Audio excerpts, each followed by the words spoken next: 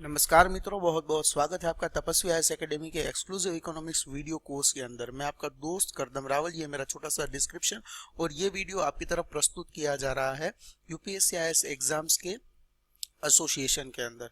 तो आज का जो वीडियो है जिसके अंदर हम पढ़ने वाले हैं, बहुत ही बेसिक टॉपिक है, एनसीईआरटी का टॉपिक है। 3 प्रकार के हमने सेक्टर्स की बात सुनी है कि प्राइमरी सेक्टर, सेकेंडरी सेक्टर और टर्शियरी सेक्टर।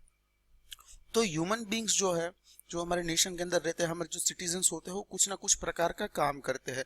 या कोई खेती करता है, या फिर कोई जो है वो इंडस्ट्री वगैरह के अंदर लेबर वर्क करता है, या फिर कोई है सर्विस प्रोवाइड करता है। तो इस तरह की कोई भी एक्टिविटी जो वो करता है जिससे वो आमदनी कमाता है, तो ये सारे विभिन्न सेक्टर से अर्न करता है। तो इसके अलावा ये जो 3 सेक्टर है, इसके बारे में तो आपको पता ही होगा कि प्राइमरी, सेकेंडरी और टर्शियरी, जिसको हम एग्रीकल्चर, इंडस्ट्री या फिर मैन्युफैक्चरिंग और सर्विस सेक्टर और थर्ड सेक्टर के नाम से जानते हैं। तो इसके अलावा और 2 प्रकार के सेक्टर्स यहाँ पे टर्शियरी सेक्टर के अंदर आते हैं, वो है क्वांटिनरी सेक्टर और क्वाइनरी सेक्टर। तो ये क्या है, इन सारे आज के लेक्चर्स के अंदर यही चीज हम देखेंगे। पहले तो देखेंगे कि ये तीनों सेक्टर्स क्या है और इन सेक्टर्स में विभिन्न प्रकार के लोग जो काम करते हैं उसको क्या बोलते हैं। उसके बाद हम देखेंगे कि जो फैक्टर रिस्पॉन्सिबल होते हैं कि प्राइमरी सेक्टर कहां पर है और क्यों है, सेकेंडरी सेक्टर कहां है और क्यों है, और टर्शियरी सेक्टर कहां है तो क्यों है। तो यहाँ पे हम जो दोस्तों बात करने वाले हो, सिर्फ इंडियन सोसाइटी के अंदर प्रिवेल करने वाले 5 अलग अलग विभिन्न प्रकार के सेक्टर की चर्चा करने वाले हैं। तो प्राइमरी एक्टिविटी वो होती है जो नेचर और एनवायरनमेंट के ऊपर डिपेंड होते हैं, पार्शली या फिर फुल्ली, यानी कि लैंड, वाटर, वेजिटेशन या फिर बिल्डिंग मटेरियल्स और मिनरल्स। इस तरह की जो अर्थ से निकलने वाली, अर्थ के ऊपर उगने वाली, या फिर अर्थ के साथ जुड़ी हुई, एनवायरनमेंट के साथ जुड़ी हुई, नेचर के साथ जुड़ी हुई जो भी रिसोर्सेज की कनेक्टिविटी के अंदर जो एक्टिविटी है, ये सारी एक्टिविटीज प्राइमरी सेक्टर, जिसको हम एग्रीकल्चर सेक्टर के नाम से भी जानते हैं, ये यहाँ पर होती है। इसके अलावा जो हंटिंग वगैरह की एक्टिविटी होती है, पेस्ट्रोल एक्टिविटी होती है, फिशिंग यानी कि जो मच्छी मार्केटिंग होती है, मच्छी को पकड़ने जाना होता है, वो भी इसके अंदर आता है। इसके अलावा फॉरेस्ट्री, एग्रीकल्चर और माइनिंग और क्वारी, तो ये सारी चीजें यहाँ पर जो है वो एग्रीकल्चरल सेक्टर के अंदर आती है। क्योंकि एग्रीकल्चर सेक्टर एक डाइवर्सिफाइड है, सिर्फ ऐसा नहीं है कि लैंड के साथ ही कनेक्टेड हो, वाटर के साथ भी कनेक्ट हो सकता है। लैंड के ऊपर और लैंड के नीचे दोनों तरह की सर्विसेज जो लैंड के साथ कनेक्ट करती है, जो बेसिकली बोली जाएगी एनवायरमेंट और नेचर के साथ कनेक्ट हुई एक्टिविटी, तो इस एक्टिविटी को बोलेंगे प्राइमरी सेक्टर, और इसको भी एग्रीकल्चर सेक्टर के नाम से भी जान सकते हैं। तो इस सेक्टर के अंदर जो भी लोग सर्व करते हैं यानी कि वर्क करते हैं, तो उन लोगों को रेड कॉलर जॉब बोला जाता है। तो रेड कॉलर जॉब क्यों बोला जाता है? क्योंकि यहाँ पर जो है परिश्रम किया जाता है। तो इसको याद कैसे रखें, मैं आपको बता दूं। जैसे अगर आप यूपी और बिहार के बारे में देखें, तो वहां पे जो लोग होते हैं, जो नॉर्मली आपको देखा गया होगा कि गले में एक लाल दुपट्टे जैसी चीज अपने लिपटा कर रखते हैं, तो वो जो है, इससे आप याद रख सकते हैं कि रेड कॉलर जो जॉब है वो एग्रीकल्चरल सेक्टर और जो नेचर और एनवायरनमेंट के साथ कनेक्ट करते हैं उन लोगों की एक तरह की निशानी है। दूसरा फैक्टर हम देखते हैं कि सेकेंडरी सेक्टर कौन सा है।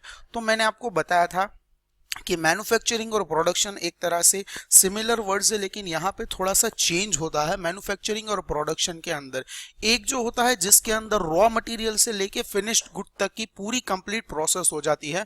दूसरा जो होता है उसके अंदर एक पार्ट जो होता है वो जो रॉ मटेरियल ही होता है, लेकिन वो कहीं नेचर से, कहीं एनवायरमेंट से या फिर कहीं मैनमेड से आता है, और उसको डायरेक्ट यूज भी कर सकते हो। उसके बाद अलग अलग तरीके से वहां पे डाइवर्सिफिकेशन लाके फाइनल यूज अलग अलग सेगमेंट्स में हो सकते हैं। जैसे यहाँ पर सेकेंडरी सेक्टर की हम बात करने वाले हैं, तो इसके अंदर प्रोडक्शन और मैन्युफैक्चरिंग दोनों चीजें आएगी, और जो भी प्रोसेस होगी इन बिटवीन प्रोड्यूसिंग और मैन्युफैक्चरिंग, तो ये सारी चीजें भी यहाँ पर इंक्लूड होगी। इवन जो कंस्ट्रक्शन वर्क है, जिसको हम इंफ्रास्ट्रक्चर बोलेंगे, जो इंफ्रास्ट्रक्चर डेवलप होता है, इवन जो रोड्स वगैरह बनते हैं, ऑब्वियसली ये दोनों सेक्टर को कवर करता है, सर्विस सेक्टर और सेकेंडरी सेक्टर। तो बहुत सारे ऐसे फील्ड और सेगमेंट हमें मिलेंगे जहां पे हमें कंफ्यूजन भी हो सकता है कि इसको हम सेकेंडरी सेक्टर बोले या फिर टर्शियरी या फिर प्राइमरी और टर्शियरी बोले। तो यहाँ पे मैं आगे जाके आपको कुछ एग्जांपल्स भी दूंगा जिससे कि आपको सोचना पड़ेगा कि इसको क्या बोलेंगे। तो इसके बारे में बात कर लेते हैं कि जो ग्रुप ऑफ इंडिविजुअल इस सेक्टर के अंदर वर्क करते हैं उनको क्या कहा जाता है। इनको ब्लू कॉलर जॉब कहा जाता है। तो इसके पीछे का रहस्य ये है, जब ब्रिटिशर्स पूरे वर्ल्ड के अंदर कॉलोनी एस्टैब्लिश करके काम करवा रहे थे, तो उस समय जो भी वर्क, जो लेबर वर्क हुआ करता था, जो सेगमेंट इंडस्ट्री के अंदर सर्व करता था, उन लोगों के जो यूनिफॉर्म्स होते थे ज्यादातर वो ब्लू कलर के होते थे। अदर देन पुलिस और आर्मी और मिलिट्री के लोगों के अलावा जो भी मेहनत मजदूरी वाला काम था, जो ऑर्गेनाइज सेक्टर के अंदर वर्कआउट करवाते थे, तो उनका ब्लू कॉलर हुआ करता था, यानी कि ब्लू कलर के कपड़े हुआ करते। तो उसी बुनियाद के ऊपर आज तक ये सिलसिला चला आ रहा है कि सेकेंडरी सेक्टर के अंदर जो भी वर्क करते हैं उन लोगों की जो सिंबल है वो है ब्लू कॉलर वर्कर्स के नाम से भी जाना जाता है। थर्ड आता है टर्शरी सेक्टर, जिसको थर्ड सेक्टर और सर्विस सेक्टर दोनों नाम से जाना जाता है। तो यहाँ पे प्रोडक्शन इन्वॉल्व है, नहीं है ऐसा नहीं है, लेकिन ज्यादातर यहाँ पे सर्विसेज है, यानी कि प्रोड्यूस करेंगे लेकिन उस प्रोडक्शन का यूटिलाइजेशन सर्विस के लिए होगा। तो इसके लिए कैसे समझा जाए, बेहतरीन एग्जाम्पल मैं आपको दूंगा। सिम कार्ड जो है वो मैन्युफैक्चर होता है, ऑब्वियसली इट्स अ प्रोडक्शन, लेकिन उसका क्या फायदा अगर उसके अंदर सर्विस आपको नहीं मिल रही है, आप वहां पे टावर एक्वायर नहीं कर रहे हैं, नेट नहीं पकड़ा जा रहा, कॉल नहीं हो रहे हैं। तो ड्रिवन है प्रोडक्शन, लेकिन उसका जो रिजल्ट आना चाहिए वो क्या है कि जो सर्विस है उसके साथ कनेक्ट की गई हुई वो आपको मिलनी जरूरी है। तो प्रोडक्शन यानी कि सेकेंडरी सेक्टर और थर्ड सेक्टर दोनों कनेक्ट होते हैं टर्शियरी सेक्टर के अंदर। तो यहाँ पे ट्रांसपोर्टेशन, ट्रेड, कम्युनिकेशन, ऐसी फैसिलिटीज जो है वो डिस्टेंस के ऊपर भी अवेलेबल की जा सकती है। तो ऐसा एक ही सेक्टर है और वो है टर्शरी सेक्टर। अगर कोई चीज प्राइमरी सेक्टर से है और उसको एक दूसरी जगह पर पहुंचाना है, तो अगर जिस सेक्टर की हेल्प होगी वो होगा टर्शरी सेक्टर। अगर कोई चीज प्रोड्यूस की गई है, मैन्युफैक्चर की गई है, उसको एक जगह से दूसरी जगह पहुंचाना है, तो उसके अंदर भी जो हेल्प ले जाएगी वो होगी टर्शरी सेक्टर की। और यहाँ पे बोला जाता है कि टर्शरी सेक्टर में जो लोग वर्क करते हैं तो ये व्हाइट कॉलर जॉब होती है। तो अभी जो मैंने आपको बोला कि जो प्रोड्यूस हुआ है उसको एक जगह से दूसरी जगह लेके जाया जाएगा, तो आप सोचेंगे कि जो ड्राइवर वगैरह का वर्क करते हैं क्या वो व्हाइट कॉलर जॉबर्स कहलाएंगे? जी हाँ दोस्तों, ड्राइवर एक स्किल्ड वर्कर के तौर के ऊपर कंसीडर किए जाते हैं, तो ये भी व्हाइट कॉलर जॉब के अंदर कंसीडर किए जाते हैं। आज का जो ये कॉन्सेप्ट है, जो टॉपिक हमारा है, वो बहुत ही छोटा सा टॉपिक है और ये काफी सारी चीजें आपने पढ़ी भी है एनसीईआरटी के बुक्स वगैरह में। अगर आपने कॉमर्स स्ट्रीम सिलेक्ट नहीं भी की है तो भी आपने 8, 9, 10th के अंदर इन तरह के सेक्टर्स की डिटेल्स पहले से ले रखी है। तो यहाँ पर ये वीडियो जो है थोड़ा सा शॉर्ट बनने वाला है। तो बात करेंगे क्वांटिनरी एक्टिविटीज की। तो क्वांटिनरी एक्टिविटीज के अंदर बेसिकली बात होती है नॉलेज सेक्टर की। यहाँ पे डिमांड जो है वो क्लासिफिकेशन बेस्ड यहाँ पे डिमांड होती है, और यहाँ पे जो डिमांड है वो ग्रोथ और हाई ग्रोथ के ऊपर फोकस करती है। जो कंजम्पशन इस सेक्टर का है वो है इंफॉर्मेशन बेस्ड सर्विसेज प्रोवाइड करना। तो ऐसी सर्विसेज कौन प्रोवाइड करता है, इसकी थोड़ी डिटेल्स ले लेते हैं। एक तो है म्यूचुअल फंड मैनेजर्स। तो म्यूचुअल फंड तो आपको पता ही होगा कि समझ लीजिए आपके पास पैसे है लेकिन टाइम नहीं है कि शेयर मार्केट में कैसे यहाँ पे इन्वेस्ट किया जाए, तो आपके बिहाफ के ऊपर जो कोई भी इन्वेस्ट करेगा, यहाँ पर अलग अलग कंपनीज भी है, एडवाइजर्स भी है और मैनेजर्स भी है, जो जिस तरह से आप सर्विस लेना चाहे वहां पर ले सकते हैं। दूसरा है टैक्स कंसल्टेशन। ऑब्वियसली आप अर्न करोगे लेकिन आपको पता नहीं है कि गवर्नमेंट को किस लिहाज से टैक्स भरना है, और टैक्स अगर भरना है तो कितना भरना है, सेव कर सकते हो तो कितना कर सकते हो। थर्ड पॉइंट है सॉफ्टवेयर डेवलपर्स। जो सॉफ्टवेयर डेवलप्स करते हैं वो एक तरह की सर्विस प्रोवाइड करते हैं, कंप्यूटर्स के ऊपर ही बनाते हैं, कंप्यूटर वगैरह के डिवाइस के माध्यम से ही आप तक पहुंचाते हैं, लेकिन ये आपको सर्व करते हैं। और एक प्रकार के होते हैं स्टैटिस्टिशियंस, जो डेटा कलेक्ट करते हैं। तो डेटा कलेक्ट करना भी एक उच्च दर्जे का काम भी माना जाता है, जो इसको क्वांटिनरी सर्विस एक्टिविटी के अंदर कनेक्ट किया जाता है। तो पर्सनल वर्किंग अगर यहाँ पे देखें तो जो ऑफिस बिल्डिंग में काम करते हैं, एलिमेंट्री स्कूल में काम करते हैं, यूनिवर्सिटी और क्लासरूम के अंदर काम करते हैं, हॉस्पिटल वगैरह के अंदर, सब यहाँ पे कनेक्ट हो जाएंगे। यहाँ पे हॉस्पिटल के अंदर नर्सिस और पियून्स भी कनेक्ट हो जाएंगे। और जो स्पेसिफिकली डॉक्टर्स ऑफिस देखेंगे, अगर आप थिएटर्स में अंदर वर्क करने वाले लोग देखेंगे, चाहे वो स्किल्ड हो या अनस्किल्ड हो, चाहे वो लेबर फोर्स भी क्यों ना हो, तो ये सारे क्वांटिनरी एक्टिविटी ऑफ सेक्टर्स के अंदर कैलकुलेट किए जाएंगे। इवन अकाउंटिंग का वर्क करते हो या फिर ब्रोकरेज का वर्क करते हो, ब्रोकरेज का वर्क जो शेयर मार्केट रिलेटेड ही सीमित नहीं है, बल्कि जो एस्टेट मार्केट है उसके अंदर भी जो ब्रोकरेज का काम करते हैं वो भी यहाँ पे ब्रोकरेज फर्म्स इंक्लूड कर लिए जाते हैं। तो कैटेगरी ऑफ सर्विसेज जो है यहाँ पे बहुत ही डाइवर्सिफाइड है। और जो क्वांटिनरी एक्टिविटीज है, जो क्वांटिनरी सर्विस है, उसको आप आउटसोर्स भी कर सकते हो, जिसका आपके पास एक एग्जांपल भी होगा, जिसको बोलेंगे बिजनेस प्रोसेस आउटसोर्सिंग, और जिसको बोलते हैं बीपीओ, और एक दूसरी प्रकार का है जिसको बोलेंगे केपीओ यानी कि नॉलेज प्रोसेस आउटसोर्सिंग। तो ये जो क्वांटिनरी सेक्टर ऑफ इकोनॉमी है ये बहुत ही स्किल्ड है, और यहाँ पे आप जो है मोबिलिटी यानी कि मोबिलिटी बहुत ज़्यादा है। कई आप एक दिल्ली में भी बैठे हैं तो तमिलनाडु का भी सर्विस एक्वायर कर सकते हो, कोलकाता में बैठे हुए गुजरात का सर्विस एक्वायर कर सकते हो। तो यहाँ पे जो टेक्नोलॉजी है इसका बेहतरीन इस्तेमाल किया जाता है। मीडिया जो है, डेटा जो है, रिसर्च डेवलपमेंट जो है, बहुत सारे नॉलेज बेस्ड सर्विस जो है वो एक जगह से दूसरी जगह यहाँ पे मूव कर सकते हैं इजीली। तो कंसल्टेशन हो, एजुकेशन हो, फाइनेंशियल प्लानिंग हो, चाहे वो ब्लॉगिंग हो या डिजाइनिंग हो, सारी एक्टिविटीज यहाँ पे कहीं पर भी बैठे दी या फिर मंगवाई जा सकती है। तो यहाँ पर कुछ अलग अलग पॉइंट्स लेके आया हूँ आपके लिए। क्वांटिनरी जो सेक्टर है वो एक तरह से नॉलेज और स्किल का सेक्टर है।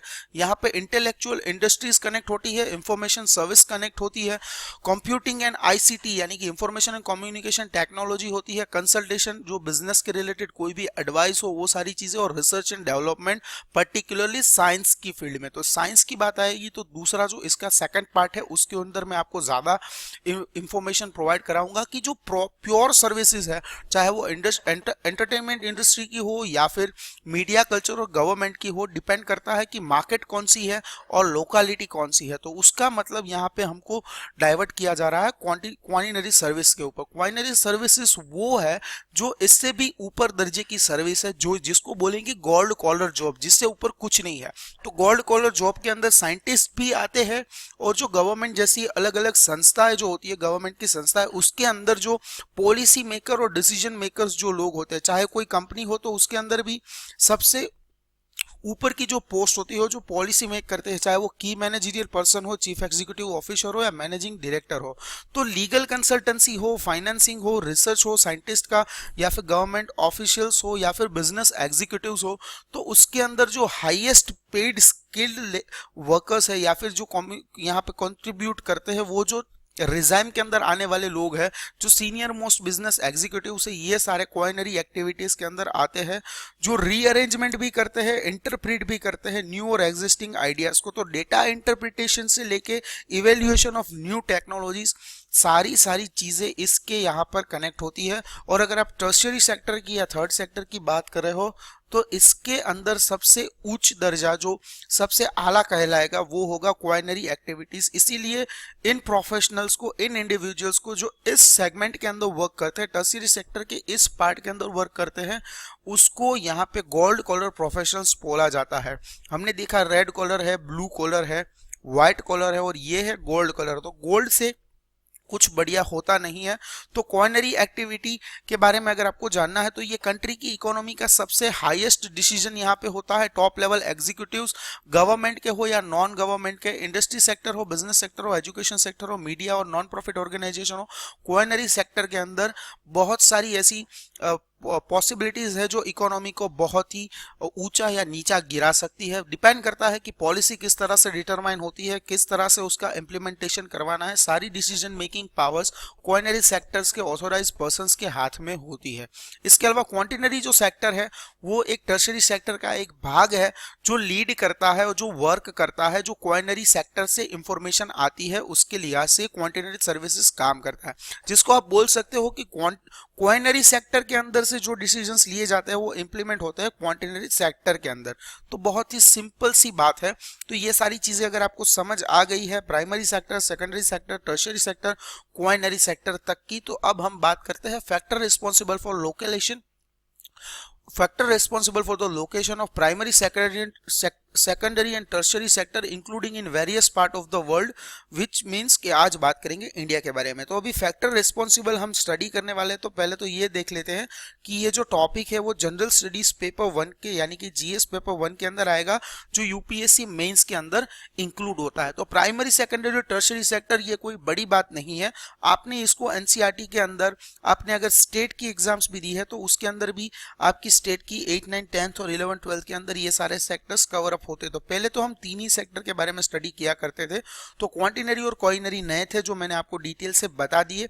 और यहाँ पे यूपीएससी के पर्सपेक्टिव से अगर हम देखें तो मैंने यहाँ पे एनसीईआरटी के भी रेफरेंस आपके लिए लिए हैं, और जो डेटा मैं आपके लिए लेके आया हूँ एकदम से ऑथेंटिक और रिलायबल है। नंबर्स आपको याद रखने की जरूरत नहीं है, सिर्फ आपको ये याद रखना है कि कौन से सेक्टर का ज्यादा, कम और मीडियम कंट्रीब्यूशन रहा है। तो ज्यादा याद रखने वाले फिगर्स मैं आपके लिए यहाँ पर सर्व नहीं कर रहा हूँ, क्योंकि मैं वही वीडियो लास्ट के अंदर आपके लिए लेक्चर के अंदर लेके आऊंगा जिसके अंदर आपको जो है डेटा जो है वो याद रखना है। वो डेटा होगा हमारा जो बजट का रिव्यू आएगा, उस लेक्चर के अंदर सारी चीजें आपको याद रखनी है। सो नंबर्स जो होंगे वो वहां पर याद रखने हैं, अलग अलग लेक्चर्स के अंदर अलग अलग नंबर्स आपको याद नहीं रखने। अभी जो लेक्चर्स कंटिन्यू हो रहे हैं उसके अंदर सिर्फ आपको कॉन्सेप्ट समझना है। कॉन्सेप्ट समझने के बाद जो नंबर समझने की बात आएगी तब हम सारी चीजें समझ लेंगे। तो जो factors responsible for location of industry, यानी कि जो सेकेंडरी सेक्टर है उसका कौन कौन से ऐसे रीजन है जिसके पीछे सेकेंडरी सेक्टर अच्छी तरह से वर्कआउट कर सकता है।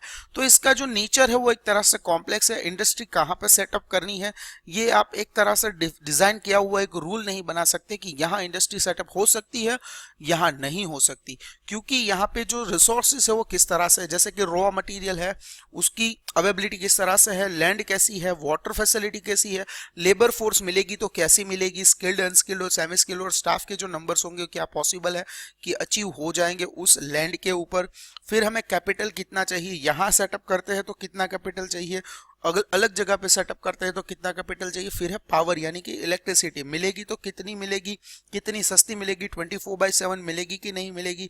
इसके अलावा ट्रांसपोर्टेशन, यानी कि रोड, वाटर और एयर ट्रांसपोर्टेशन की फैसिलिटी यहाँ से कितनी दूर, नजदीक और सवलियत के ऊपर पॉसिबल है। और एक ही मार्केट कि अगर प्रोड्यूस करेंगे तो सेल तो करना है, तो मार्केट यहाँ से कितनी पॉसिबल है और यहाँ से एक्सेसिबल मार्केट कितनी दूरी पर है। इससे भी अच्छी बात यह है कि मार्केट है या नहीं है, कि जो चीज़ हम प्रोड्यूस करने वाले हैं क्या वो चीज़ बिकेगी कि नहीं बिकेगी। क्योंकि आज के इस 2018 के मॉडर्न युग के अंदर अगर आप पेजर वगैरह बनाओगे तो जिसका कोई यूज़ नहीं है, अबाकस बनाओगे तो उसका भी कोई यूज़ नहीं है। तो दैट डिपेंड्स कि आप क्या प्रोड्यूस करने वाले हो। इसके अलावा जो दो मेन फैक्टर्स है वो ये है कि ज्योग्राफिकल फैक्टर्स और non geographical factors. This are the prime thing before deciding where the industry is to be set up and how is to be set up. तो यहाँ पे ज्योग्राफिकल फैक्टर्स की मैं डिटेल्स लेके आया हूँ आपके लिए, और इस डिटेल्स को मैं रीड आउट करता हूँ। इसके बाद सारे यहाँ पे एक्सप्लेनेशन की स्लाइड है। तो रॉ मटेरियल है, इससे डिसाइड होगा कि नेचुरल रिसोर्सेज की अवेलेबिलिटी कैसी है। टेक्नोलॉजी है जिससे देखेंगे कि असेट वगैरह यहाँ पे कितने रिक्वायर्ड है। यहाँ पे बाद में है पावर की, टेक्नोलॉजी जो हम ला रहे हैं उसको यूटिलाइज करने के लिए तो ऑब्वियसली हमें पावर की जरूरत है। जैसे वो छोटा सा जोक आपको पता है, फेसबुक, ऑरकुट, गूगल सब अपनी बढ़ाई कर रहे थे तो हमने बोला था कि इलेक्ट्रिसिटी ने बोला कि बस आवाज नीचे वरना मैं चली जाऊंगी, तो सबने कंट्रोल कर लिया। उसके बाद पावर की बेसिक नेसेसिटी है। फिर लेबर फोर्स, यानी कि जो ह्यूमन रिसोर्स उस एरिया के अंदर अवेलेबल हो वो किस तरह से वर्कआउट करेगा।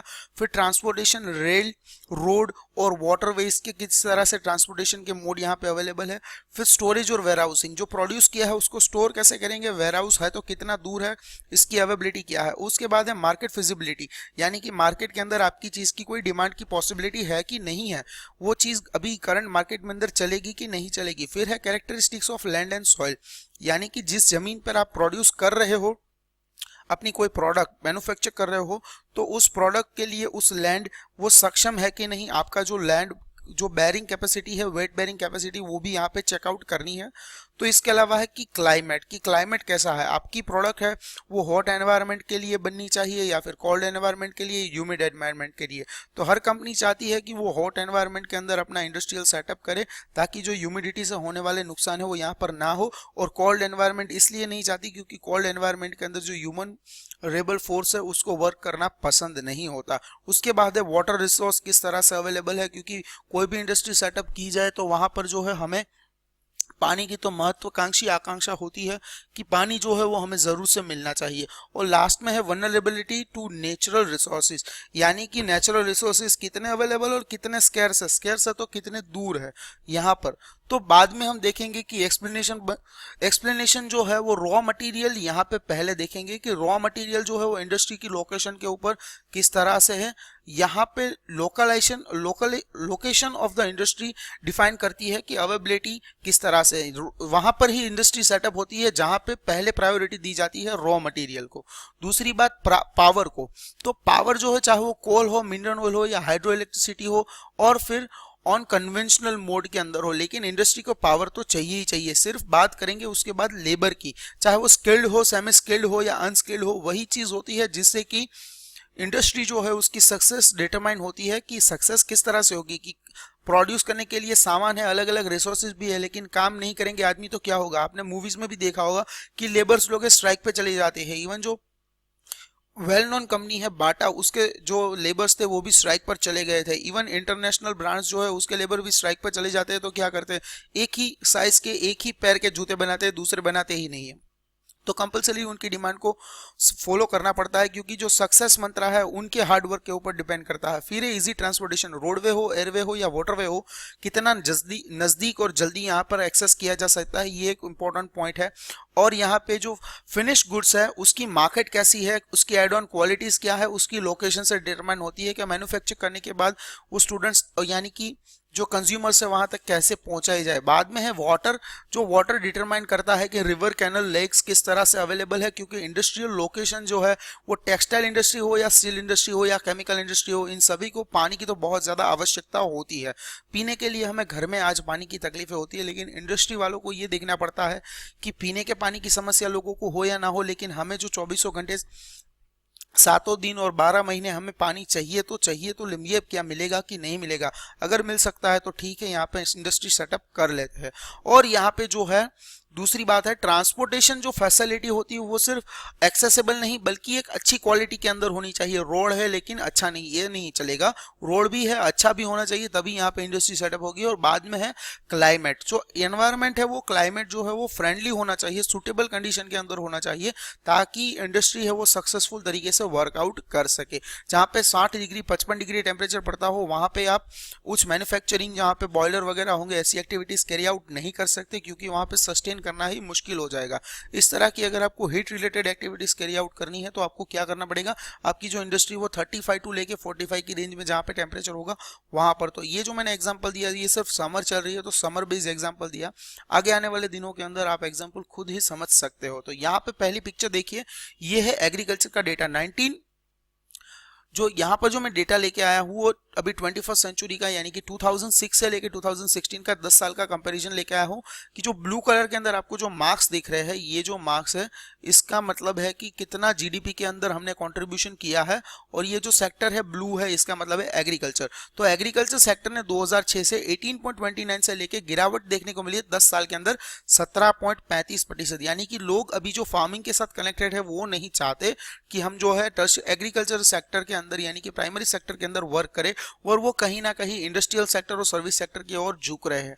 दूसरी बात यहाँ पर ये है, जो जनरेशन है वो चेंज हो रही है। यानी कि जो 2006 के अंदर 55 साल 65 साल के वर्ग के लोग जो होंगे वो सर्व कर पाए होंगे, तो उसके जो बेटे हैं और उनके बेटे के बेटे हैं, तो उनकी आने वाली पीढ़ी नहीं चाहती कि हम एग्रीकल्चर की एक्टिविटी करें, और गवर्नमेंट की भी यहाँ सपोर्ट नहीं है और एनवायरनमेंट भी फ्रेंडली नहीं रह रहा है। तो इन सारे मुद्दों के कारण जो जीडीपी के अंदर कंट्रीब्यूशन है एग्रीकल्चर सेक्टर का वो कम हो रहा है। लेकिन यहाँ पे जो मेन पावर है, यहाँ पे सबसे ज्यादा एम्प्लॉयड है, यानी कि 50% से भी ज्यादा लोग अगर एम्प्लॉयड है वो है एग्रीकल्चरल सेक्टर के अंदर। दूसरी पिक्चर जो है ये डिफाइन करती है कि मैन्युफैक्चरिंग सेक्टर, सेकेंडरी सेक्टर और इंडस्ट्री सेक्टर, जिसको तीनों के एक ही नाम है, एक ही मतलब है। तो यहाँ पे देखिए 2006 से लेके 2016 तक के 10 साल के यहाँ पे फिगर से इंडस्ट्रियल सेक्टर की बात हो रही है, और ये कहता है कि जीडीपी के अंदर इसका कितना कॉन्ट्रीब्यूशन है। तो देखिए वहां पर भी डिटोरिएशन देखने को मिला है कि 34.44% ऐसे लोग थे जो जीडीपी को कंट्रीब्यूट करते थे, इस माध्यम से अर्न करने के बाद जीडीपी के अंदर कंट्रीब्यूट करते थे। लेकिन 2016 आते आते इसके अंदर 6% से भी ज्यादा की यहाँ पे डिवैल्यूएशन देखने को मिली है, जो 28.85% हो गई। यानी कि अगर आप कहेंगे कि ये तो पॉसिबल ही नहीं है, इतना डेवलपमेंट हुआ, तो मैं आपको बताना चाहूंगा जी, यहाँ पे जो छोटे छोटे लोग होते हैं उसका कंट्रीब्यूशन है वो घट गया है। लोगों ने ये जो मैन्युफैक्चरिंग का बिजनेस है, जिसको छोटी सी फैक्ट्री हुआ करती थी, जो घर भरोस के अंदर भी काम करते थे, 25-50 लोग का स्टाफ रख के इस तरह की एक्टिविटीज करते थे, उन लोगों ने ये सारे काम कर दिए बंद, क्योंकि जो बड़ी बड़ी कंपनीज है उन लोगों ने इसके ऊपर टेक ओवर कर लिया है। कैसे? एग्जाम्पल कनेक्ट कीजिए सर्विस सेक्टर से। बिग्स बाजार के आने से जो कन्वेंशनल स्टोर्स और प्रोविजन स्टोर्स का बिजनेस जिस तरह से ठप हो गया, डी मार्ट आया, बिग बाजार आया, रिलायंस मार्ट आया, तो इसी तरह से इंडस्ट्री सेक्टर के अंदर भी ऐसा हुआ। छोटे छोटे जो मैन्युफैक्चरर्स थे उसकी गर्दन पर तलवार रख दी गई बड़े बड़े मार्केट कैप्चर करने वालों ने। तो यहाँ पे तीसरा सेक्टर देखिए जो हम सबका फेवरेट है और सब यही चाहते हैं कि हम ऑफिस के अंदर काम करें, चाहे हमें सैलरी 15,000 भी क्यों ना मिले, लेकिन काम तो हमें सूट बूट वाला ही करना है। तो ये है सूट बूट वाला सेक्टर, सर्विस सेक्टर, जिसको टर्शियरी सेक्टर भी देखते हैं, और यहाँ पे क्वानिटी और क्वांटिटी सेक्टर्स भी इसी के साथ कनेक्ट होते हैं। तो जीडीपी के अंदर जो सर्विस सेक्टर का कॉन्ट्रीब्यूशन है, ये सर्विस सेक्टर और जीडीपी का कॉन्ट्रीब्यूशन, तो ये देखिए 2006 के अंदर 46.6% यहाँ पे कॉन्ट्रीब्यूट करता था जीडीपी को, यानी कि ऑलमोस्ट हाफ कंट्रीब्यूशन जो जीडीपी का था वो सर्विस सेक्टर से आता था, और आज जो है वो ऑलमोस्ट हाफ नहीं, अबव हाफ, यानी कि 53.8% 2016 तक का फिगर यहाँ पे मैं आपके लिए लेके आया हूँ। तो यहाँ पे ऑलमोस्ट 7 से 7.5% यहाँ पे इंप्रूवमेंट देखने को मिला है जीडीपी सेक्टर का, यानी कि जो यूथ है, जो आज यूथ कंट्रीब्यूट कर रहा है, वो सर्विस सेक्टर के माध्यम से ही अपना जीडीपी के अंदर योगदान दे रहा है। तो यहाँ पे कुछ ना कुछ ऐसी बात जरूर है, जो लोग हैं मैन्युफैक्चरिंग सेक्टर और एग्रीकल्चर सेक्टर से भाग रहे हैं। तो ऑल कंट्रीब्यूशंस आप देखिए 2006 से लेके 2016 तक, इसका मतलब है यहाँ पे एग्रीकल्चर सेक्टर, सेकंड यानी कि इंडस्ट्री सेक्टर और सर्विस सेक्टर, तो इसका जो शेयर है कंट्रीब्यूशन है जीडीपी के अंदर, जो इसका घटा है, देखिए यहाँ पे डिक्रीज हुआ है, इसका भी घटा है, एग्रीकल्चर सेक्टर का बड़ा है तो सिर्फ और सिर्फ सर्विस सेक्टर का। इसका मतलब है कि लोगों की जो मंशा है वो डिपेंड करती है कि हम लोगों को वर्क करना है सिर्फ और सिर्फ यहाँ पे सर्विस सेक्टर के अंदर। और यहाँ पे दोस्तों एक छोटी सी टाइपिंग मिस्टेक रह गई है, तो इसको प्लीज इग्नोर कीजिएगा, स्पेलिंग थोड़ा सा गलत टाइप हो गया है। फिर ग्राफिकल प्रेजेंटेशन देखिए 1950 से लेके 2010 का यहाँ पे 50 साल का मैं आपके लिए डेटा लेके आया हूँ कि जब हम आजाद हुए, कॉन्स्टिट्यूशन बन गया, तब क्या सिचुएशन थी, और अब जो 2010 यानी अभी वो भी 18 साल पुराना है, लेकिन यहाँ पे जो फिगर्स है वो इसी तरह के ग्राफिकल रिप्रेजेंटेशन होता है। तो एग्रीकल्चर सेक्टर था, उसके अंदर 50% कंट्रीब्यूशन हुआ करता था उस टाइम के अंदर, जो घट घट घट के आज जो है 14% के आसपास पहुंच गया है। सर्विस सेक्टर था वो 30 के पास काम कर रहा था, तो ये बढ़ के आ गया 59, यानी कि ऑलमोस्ट डबल हो गया। और जो है जो हमारा ये जो इंडस्ट्रियल सेक्टर हो वो पहले 15 के आसपास हुआ करता था, जो आज 27 तक पहुंचा है। तो ये सेक्टरल कंट्रीब्यूशन है जीडीपी के अंदर, ग्राफिकल प्रेजेंटेशन है। यहाँ पे जो अपसाइड डाउन देखने को मिला, इंडस्ट्री है थोड़ी सी ग्रो भी हुई लेकिन फिर से नीचे जा रही है, एग्रीकल्चर तो एकदम से नीचे जा रहा है, और जो सर्विस सेक्टर है वो ऑलमोस्ट डबल हो गया है जीडीपी के अंदर इसका कॉन्ट्रीब्यूशन। और मैं आपको बता दूं कि हमारी जो आईटी सेक्टर है, सॉफ्टवेयर डेवलपमेंट एजेंसीज है, वो सारी जो इंटरनेशनली काफी रिकॉग्नाइज और वेल नोन है। यहाँ पे इंडस्ट्रियल सिस्टम की बात होती है कि इंडस्ट्रियल सिस्टम किस तरह से वर्क करती है, तो यहाँ पे 3 चीजें होती है, इनपुट, प्रोसेस और आउटपुट, यानी कि आईपीओ। इसको याद रखिए, आईपीओ के माध्यम से। आईपीओ का मतलब है कि रॉ मटेरियल लाए, लेबर लाए, cost of land, transportation, power and other infrastructure लाए, इस सभी चीजों को अगर मिला देंगे तो एक प्रोसेस बनेगी, जिस प्रोसेस से रॉ मटेरियल को फिनिश गुड के अंदर कन्वर्ट किया जाएगा, और उस फिनिश गुड्स को हम बोलेंगे आउटपुट। और वो जो आउटपुट होगा वो इनकम अर्न करने के लिए मददगार होगा, यानी कि जो प्रोडक्ट हमने बनाई है उसको हम बेचेंगे तो हमें मिलेगा पैसा। तो इसका एक एग्जांपल टेक्सटाइल इंडस्ट्री के माध्यम से मैं लेके आया हूं कि इनपुट क्या है, कॉटन है, ह्यूमन लेबर है, फैक्ट्री, ट्रांसपोर्टेशन कॉस्ट है, बाद में ginning, spinning, weaving, dyeing and printing, ये सारी चीजें करेंगे तो बन जाएगा शर्ट का कापड़, या इसको भी सी देंगे तो हो जाएगा हमारा जो पहना हुआ है वो शर्ट। तो इस तरह से ये वर्क करता है। Connection between industrialisation and urbanisation किस तरह से है, जो मैंने आपको बताया था कि सर्विस सेक्टर और इंडस्ट्री सेक्टर वर्क करते हैं कनेक्टिविटी में, तो उसी तरह से अर्बनाइजेशन और इंडस्ट्रियल सेक्टर जो है वो कहीं ना कहीं इंडस्ट्रियलाइजेशन एक दूसरे के साथ कनेक्टेड है। तो यहाँ पे पहले क्या हुआ करता था कि जो पहले का टाइम पीरियड था, वहां पे पोर्ट्स वगैरह के वहाँ पर सारी इंडस्ट्रीज वगैरह सेटअप होती थी, लेकिन इंडस्ट्री जो है वो अब सिटी एरियाज के साथ कनेक्ट करती हुई और वहाँ पर नज़दीकी में पाई जाती है। क्यों? क्योंकि हैंड इन हैंड अर्बनाइजेशन और इंडस्ट्रियलाइजेशन एक साथ चलते हैं और जो मार्केट है वो जो सर्विस प्रोवाइड कराती है उसके कारण सिटी के आसपास इंडस्ट्रीज अपना एस्टेब्लिशमेंट चाहती है, क्योंकि बैंकिंग सर्विस हो, इंश्योरेंस सर्विस हो, ट्रांसपोर्टेशन सर्विस हो, लेबर सर्विस हो और कंसल्टेशन हो या फाइनेंशियल एडवाइस हो, सारी चीज़ें यहाँ पर सब चीज़ें यहाँ पर इजीली कनेक्ट हो जाती है। इसी के लिहाज से जो इंडस्ट्री सेटअप होती है वो पहले देखते हैं कि अर्बनाइजेशन कितना नज़दीक ले पॉसिबल है। और यहाँ पे एग्लोमरेशन इकोनॉमी की बात हो रही है, तो एग्लोमरेशन इकोनॉमी का मतलब ये है कि इकोनॉमी जो है वो किस तरह से इंडस्ट्रियली एक दूसरे से कनेक्ट है। तो यहाँ पे काफ़ी सारे एडवांटेज ऑफर किए जाते हैं अगर अर्बन सेक्टर के आसपास अगर इंडस्ट्री का एस्टेब्लिशमेंट हो। कैसे? जो इसकी पहले की स्लाइड में जो हमने बोला कि इंश्योरेंस, ट्रांसपोर्टेशन, लेबर, कंसल्टेशन और फाइनेंशियल एडवाइसेस और बैंकिंग, ये सारी चीज़ें जो है वो अर्बन सेंटर से इन लोगों को ईजिली अवेल हो जाएंगी, अदर देन कि रूरल एरिया में इंडस्ट्री सेटअप करे या फिर रिमोट एरिया के अंदर इंडस्ट्री का सेटअप करे। तो ईजिली कनेक्ट होने के बाद इसको बोलेंगे एग्लोमरेशन इकोनॉमीज। तो इसीलिए ये लोग जो है वो अर्बन एरियाज के आसपास इंडस्ट्री सेटअप करने की बहुत ज्यादा ट्राई आउट करते रहते हैं।